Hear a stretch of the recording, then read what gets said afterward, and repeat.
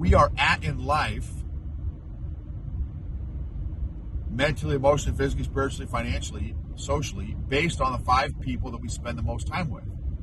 And there's a bunch of research on that dynamic and impact of the 5 people that we spend the most time with. Who do you spend the most time with currently, and what has been and what is the impact or effect of that current 5 people in your life right now? And is that the outcome that you want to have of that group in your life? Or do you want a different outcome of different 5 people? You know, are you praying about who you could spend time with? If you could craft your ideal inner circle, what would that look like? What would your inner circle look like? Welcome to the EQ Gangster Podcast, where you will learn practical tools to grow your mental and emotional health and intelligence to be the best version of yourself, both at work and at home. It is real, raw, and transformational. The journey of emotional growth isn't easy, but it's worth it. I believe in you.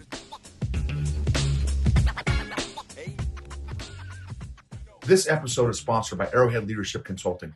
What are your organization's biggest pain points right now? Low EQ leaders, weak managers, toxic culture, high turnover, low engagement, leader development, lagging behind company growth, no company career path. Let us know if your organization needs leadership coaching, workshops, training, or keynotes. Visit arrowhead-leadership.com for more details.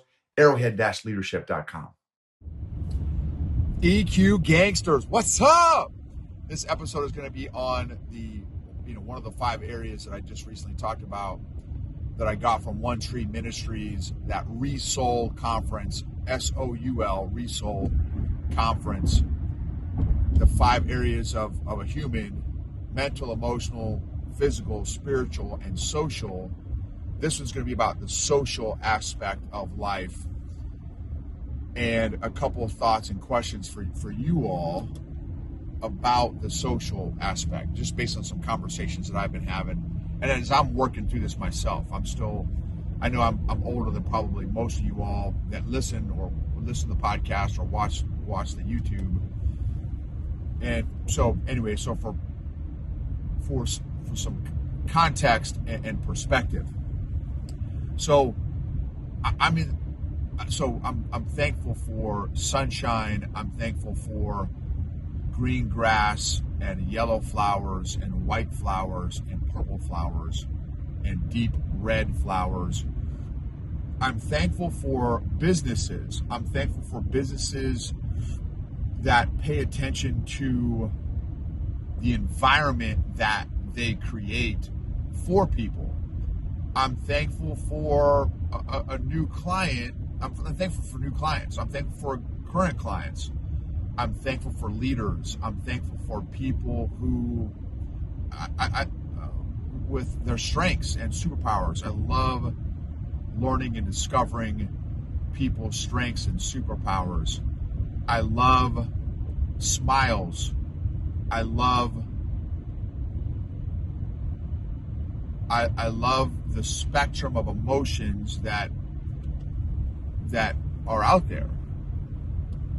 I'm thankful for the gift of learning. I'm thankful for the gift of growth. I'm thankful for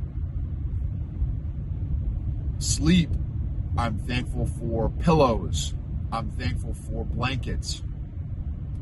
I'm thankful for air conditioning. I'm thankful for being able to travel and for vehicles and creativity and challenges and growth. So, some of the episodes that I've done, not in the recent past, has been about kind of a season I'm in is learning how to do community better, and also how to do solitude better. How can I do better at both community and solitude? And so that's a phase that I'm in right now, is figuring out how to do both of those better. so the community piece in terms of socials, because of spending 24 years in a business cult that's 100% kind of conditional relationships based on performance and performing at a certain level, which the argument that I got back, kind of how I in the midst of my getting gaslit by the folks in the organization, was, well, that's how every job is. And there's truth to that, right? There's truth to that. And, if you don't perform at your job, no one cares about you because you're going to be fired. So there's absolutely truth to that. So I get that. There are absolutely expectations in jobs and relationships.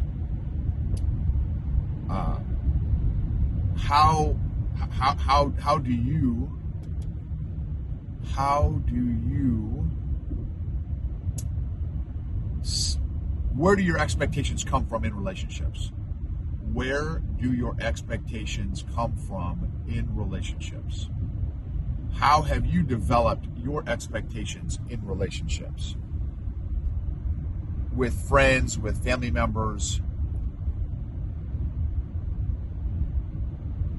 Where do your expectations come from? Have you communicated those expectations? Have you enforced those expectations? Those are all things that I'm chewing on.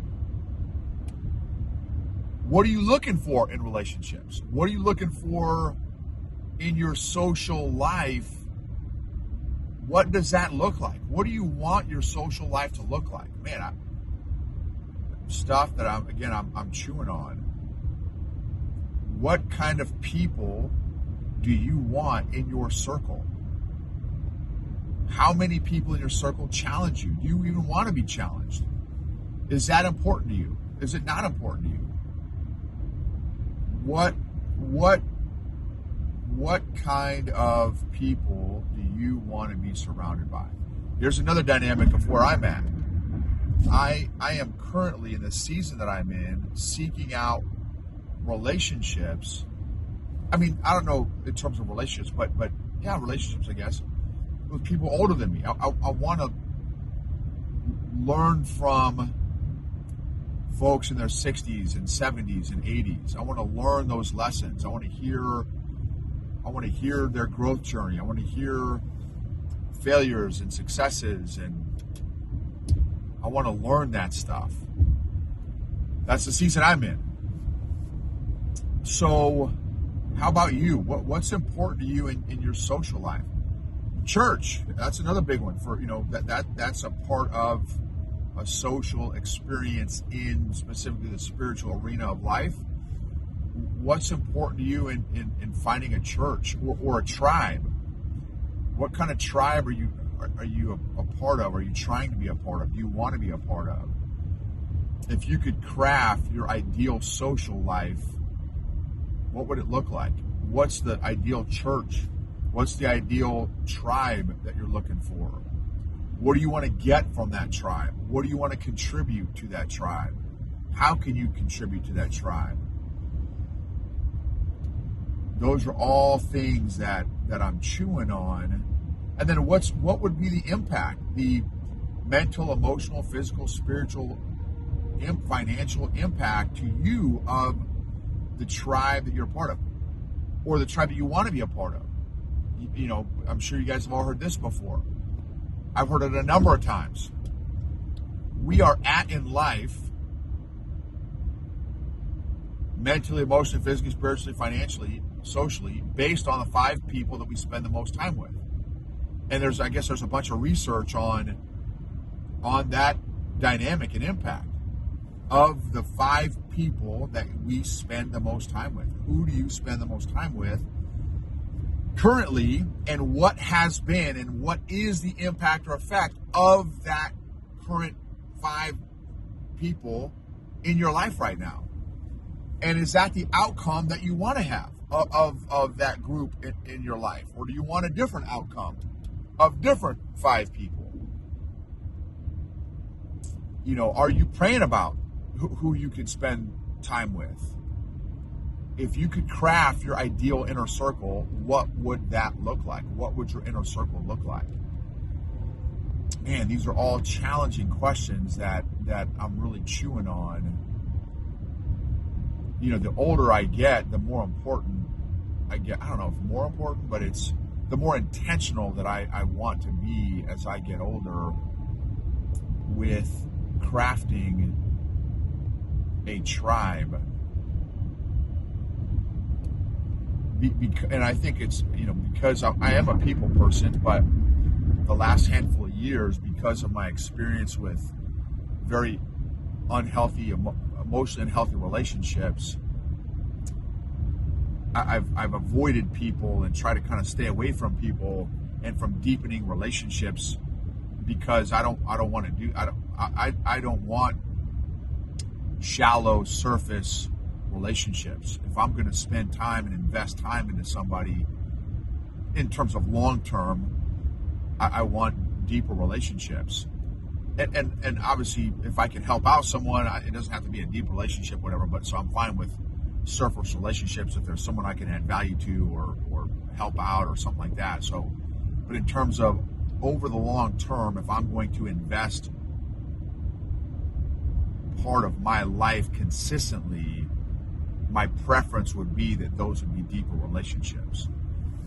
So, and again, that doesn't have to be your thought or philosophy, whatever, right? But that's the older I get, I that's what I want, right? That's what I'm kind of looking for. And so, anyway, how about you? How are you thinking about this? How do you think about relationships? What are important to you when considering relationships? What's important to you when considering relationships?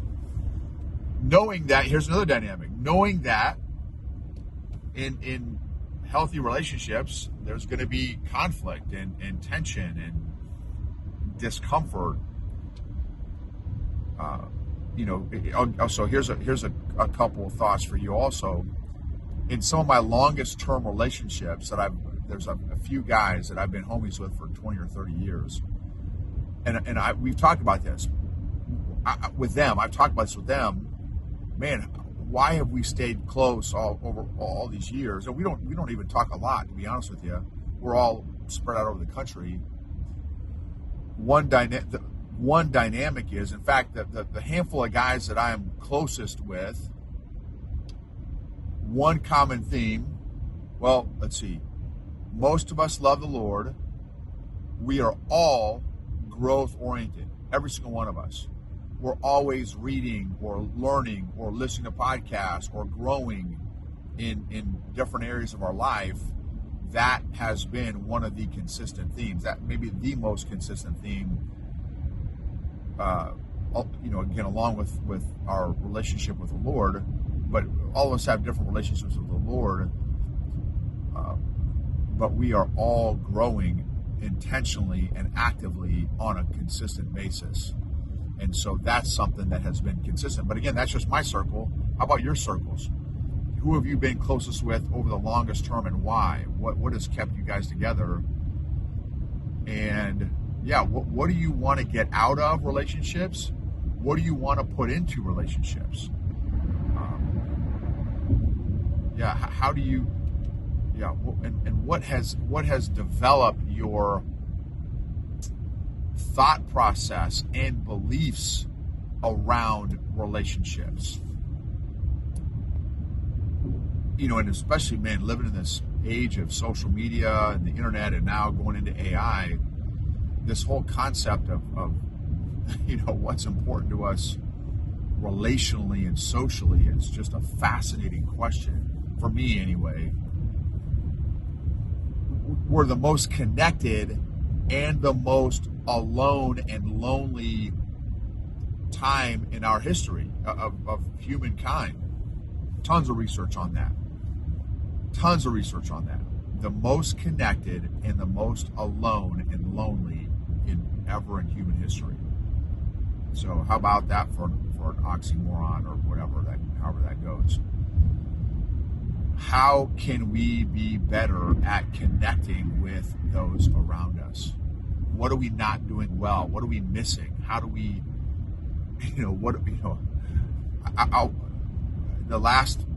this last quarter of my life, I want to be, I want to do relationships well. How do I do it well? What am I missing? What am I not thinking about? And of course I'm going to the Lord with all this stuff also, to have him lead and weigh in on, God, what am I missing? How do I do these relationships well and better this last quarter of my life? So anyway, just some thoughts I'm chewing on about the social area of life, or relationship area of life. I'd love to hear some of your thoughts as well. Thank you for being on this journey with me. I'm just so grateful for each of you. And you matter. You matter. You make a difference. You have value. You have worth. You have meaning. You have gifts. You have strengths. You have talents that the world needs. And I'm excited as we all get healthier mentally, emotionally, physically, and spiritually, that we can bring each of our gifts to the world to make the world a better place, and hopefully make it better than when we showed up in our little corner or section of the world. Emotionally healthy leaders lead to emotionally healthy cultures and organizations which yield, maximize, and optimize results, outcomes, performance, engagement, and impact.